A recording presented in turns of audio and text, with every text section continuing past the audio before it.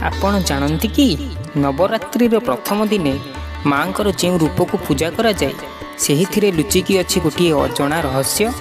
से देवी नाम माँ शैलपुत्री। किंतु किए जाने यही नाम पछरे रही गोटे जीवन मृत्युर कथा। एमिति गुप्त सत्य जहाँ समस्ते जानती नहीं। सती जेतेबेले निज पिता अपमान सही पारिले नहीं, से अग्निकुंड निजको समर्पण कले।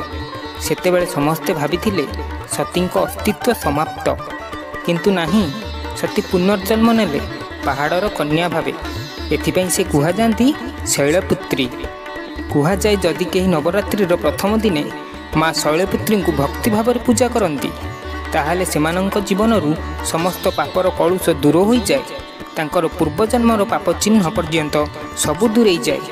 माने जेपरी नुआ जीवनर पृष्ठा खोली जाए एवं सेमाने पाती अपरिमित आत्मशक्ति और मनबल। तेणु नवरात्रिर आरंभ केवल पूजा पाई नुहे, यह हेउची निजको पुनर्जन्म देवार अवसर। माँ शैलपुत्री आत्मशक्तिर प्रथम सीढ़ी। यदि यही गुप्त सत्य आपन को स्पर्श करिछि ताहले वीडियो को लाइक करंतु, शेयर करंतु एवं चैनल को सब्सक्राइब करी पाई थांतु प्रतिटी देवी अजଣା गुप्त कहानी।